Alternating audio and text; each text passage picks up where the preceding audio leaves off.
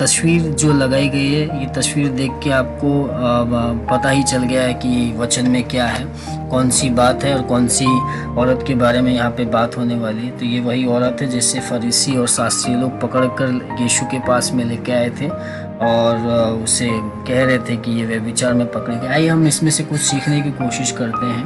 तो वचन हमें बताता है, अब शास्त्री और फरीसी एक स्त्री को लाए जो व्यभिचार में पकड़ी गई थी और उसको बीच में खड़ी करके यीशु से कहा, हे गुरु, यह स्त्री व्यभिचार करते ही पकड़ी गई। व्यवस्था में मूसा ने हमें आज्ञा दी है कि ऐसी स्त्रियों को पत्थरवाह करे, सो तू इस स्त्री के विषय में क्या कहता है।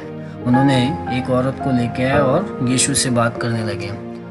उन्होंने उसको परखने के लिए, यहाँ शास्त्री और फरीसियों की बात हो रही है, वे यीशु को परखने के लिए यह बात कही ताकि उस पर, यीशु पर दोष लगाने के लिए कोई बात पाए। परंतु यीशु झुककर उंगली से भूमि पर लिखने लगा। जब वे उससे पूछते ही रहे तो उसने सीधे होकर उनसे कहा कि तुम में जो निष्पाप हो वह पहले उसको पत्थर मारे, और फिर झुककर भूमि पर लिखने लगा। यीशु ने उनसे साफ कह दिया, भाई जो पहले निष्पाप हो वही पहले पत्थर मारेगा, और फिर वो लिखने लगे। तो परंतु यह सुनकर बड़ों से लेके छोटों तक एक एक करके निकल गए और यीशु अकेला रह गया और स्त्री वहीं बीच में खड़ी रह गई। सबके सब ने पत्थर को छोड़ दिया और एक एक करके वो लोग वहां से चले गए। यीशु ने सीधे होकर उससे कहा, हे नारी, वे कहाँ गए? क्या किसी ने तुझ पर दंड की आज्ञा न दी? उसने कहा, स्त्री कह रही, हे प्रभु, किसी ने नहीं। यीशु ने कहा, मैं भी तुझ पर दंड की आज्ञा नहीं देता, और जा और फिर पाप मत करना। तो ये 8 वचन है। जब हम इसमें पढ़ते हैं तो यहाँ पे बहुत सारी बातें साफ हो जाती, दिखाई दे जाता है कि शास्त्री और फरीसी एक औरत को लेकर आए थे, वो उसको दंड देना चाहते थे, और उसको दंड देने के बहाने वो यीशु को भी परखना चाहते थे कि भाई इसे कितना जानकारी, ये क्या कहता है और किस तरीके से उस पर दोष लगाए। ये कहानी यहाँ पर आपको साफ दिखाई देती। हम इसमें से कुछ बातें, बहुत सारी चीजें हम सीखते हैं, बहुत सारी बातें इसमें से सिखाई जाती है। बहुत सारे लोग अलग अलग तरीके, मैंने भी खुद ने बहुत बार सिखाया है और कई बार मैंने इस तरीके से भी प्रचार किया है कि वे यीशु के पास में लेके आए और कि वो उसे दंड देगा, लेकिन यीशु जानता था उसकी शुरुआतों के दिन में कि वो कैसे व्यभिचार के रास्ते में आई, उसकी क्या मजबूरी थी, उसकी क्या तकलीफ थी। यीशु मुझे सब सारी बातें जानता था।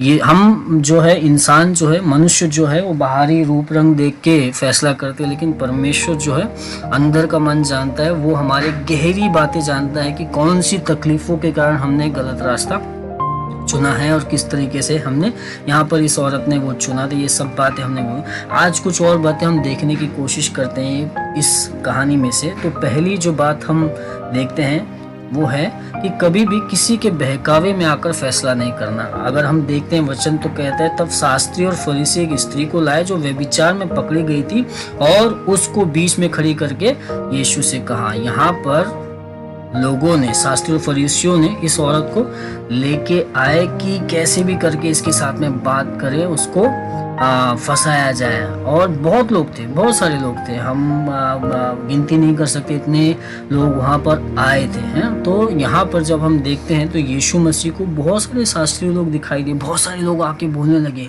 कि ऐसा लिखा है, व्यवस्था में ऐसा लिखा है, इसमें ऐसा लिखा है, अब तू क्या कहता है। बहुत सारे ग्रुप के ग्रुप उससे कह रहे थे, लेकिन यीशु मसीह अकेले थे जो उनके बहकावे में नहीं आए। कई बार ऐसा होता है ना, सोच लीजिए एक टीचर है और उसके पास में 50 बच्चे पढ़ रहे हैं और उन 50 बच्चों में एक के प्रति 49 अगर कंप्लेंट देंगे तो कई बार टीचर भी सच मान लेते, बोलते हाँ सही है, ये गलत ही होगा। हम भी ऐसे ही कई बार करते हैं ना कि बहुत ज़्यादा भीड़ जहाँ पर जा रही, तेज हवा जिस तरफ होती है, हम उसी तरफ बहने लग जाते हैं। यीशु मसीह वैसे नहीं थे।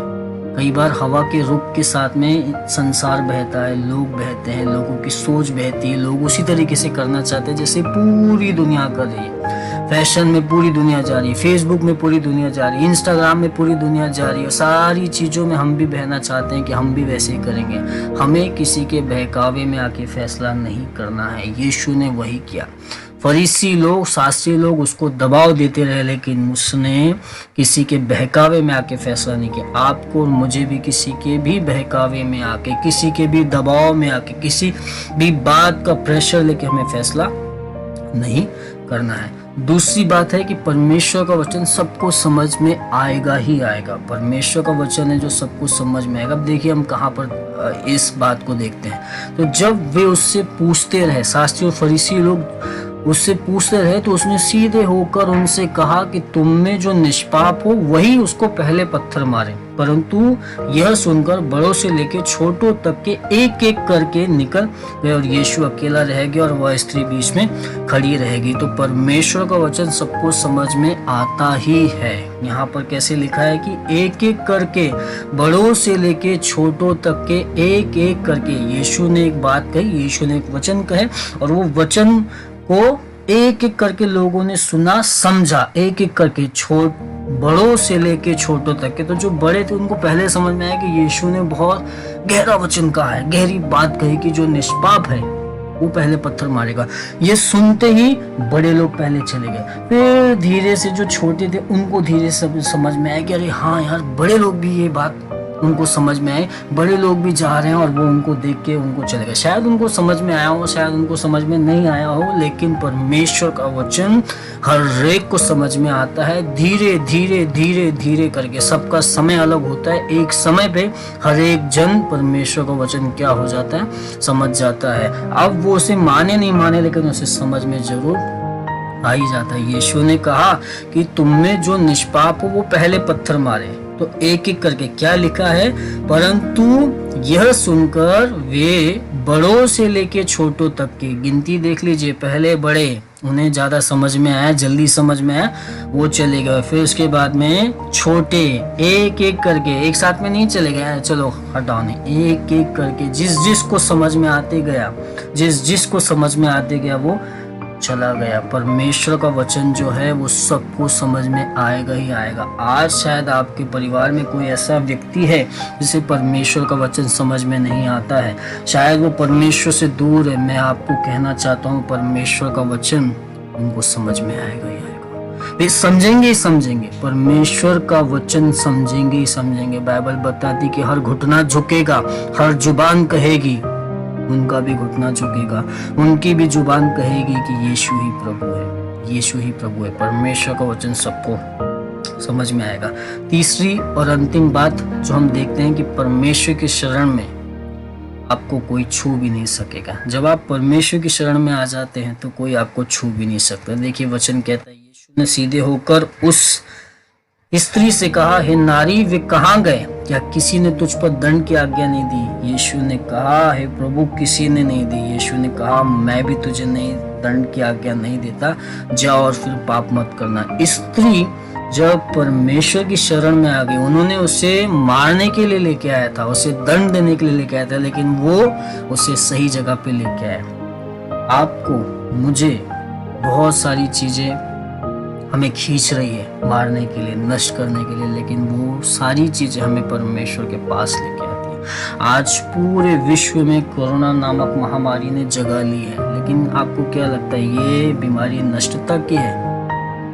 नहीं, ये बीमारी हमें परमेश्वर की महिमा दिखाएगी, आपको और मुझे परमेश्वर के और करीब लेके आएगी, और करीब लेके आएगी, और हम और करीब आते ही चले जा रहे हैं। जब हम परमेश्वर की शरण में आते हैं, हमें कोई छू भी नहीं सकता। इस औरत को भी यही हुआ, जब वो परमेश्वर की शरण में आ गई, किसी ने भी उसे छुआ नहीं, किसी ने भी उसे छुआ नहीं। क्यों? क्योंकि विश्वास करता हूँ आपसे परमेश्वर कुछ ना कुछ बातें कर रहा है। जो हमने 3 बातें देखी, जो 3 बातें, हमें लोगों के बहकावे में अपने फैसले नहीं करना है। दूसरी बात, परमेश्वर का वचन सबको समझ में आएगा ही आएगा। और तीसरी बात, जब आप परमेश्वर की शरण में आते हैं तो आपका कोई बाल भी बांका नहीं कर सकता। प्रभु आपको आशीष दे, आप और आगे बढ़े, वचनों से और सीखें, आपको और महिमा मिले। Thank you.